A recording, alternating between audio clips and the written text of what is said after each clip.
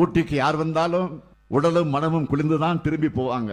அப்படிப்பட்ட உங்க மாவட்டத்துக்கு நான் வந்திருக்கக்கூடிய நான் உங்களை குளிர்விக்கிற மாதிரி 6 புதிய அறிவிப்புகளை இப்ப வெளியிட போகிறேன். இல்லைன்னா ராசா விட மாட்டாரு, நீங்களும் விட மாட்டீங்க.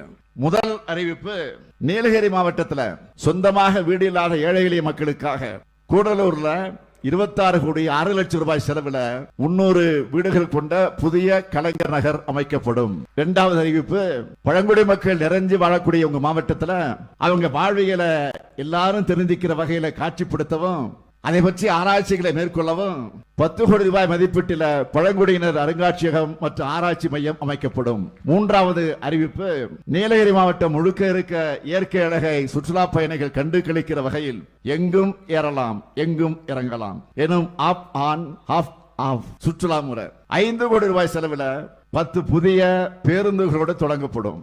மிக முக்கியமான 4வது அறிவிப்பு, ஊட்டியில சுற்றுலா காலங்களில் ஏற்படக்கூடிய போக்குவரத்து நெரிசலை குறைக்க 20 கோடி ரூபாய் செலவில் மல்டி லெவல் கார் பார்க்கிங் வசதி அமைக்கப்படும். 5வது அறிவிப்பு, நெடுகாணி மரபணு தொகுதி சூழலியல் இயற்கை சுற்றுலா மையம் 3 கோடி ரூபாய் செலவில் மேம்படுத்தப்படும். 6வது அறிவிப்பு, பழங்குடியின மக்கள் வாழக்கூடிய பகுதிகளில் 5 கோடியே 75 லட்சம் ரூபாய் செலவில் 23 சமுதாய கூடங்களும், நகர்ப்புற பகுதியில் வாழக்கூடிய பழங்குடியினருக்கு 10 கோடி ரூபாய் செலவில் 200 வீடுகளும் கட்டித்தரப்படும். இப்படி எல்லாருடைய தேவையும் நிறைவு செய்கிற அரசு இது.